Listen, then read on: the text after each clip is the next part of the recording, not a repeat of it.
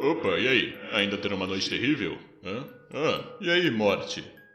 E não, essa festa está ótima e estou tendo uma ótima noite.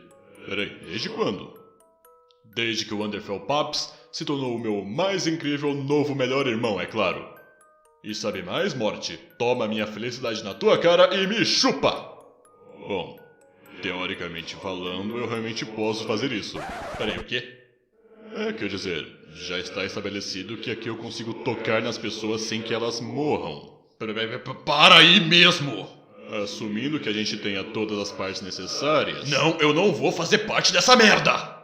Eu não vou nutrir as suas bizarras ideias sadistas! Peraí, eu sou sadista? Isso explica algumas coisas. Mas, Geno, eu tô tentando te ajudar. Felicidade não combina com você. E eu acho que você sabe o porquê. Peraí, de que porra você tá falando?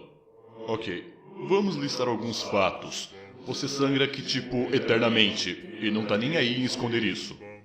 Tipo, olha só pra você, o seu suéter verde tem uma grande linha de uma ferida vermelha. Você está, inclusive, anfitriando uma festa que você odeia. E em vez de mandar todo mundo de volta pra casa, você está bebendo para aturar pessoas como, bem, eu. E todo esse lance de morrer eternamente... Cara, você adora. Você ama ser miserável. Você é um masoquista, Geno.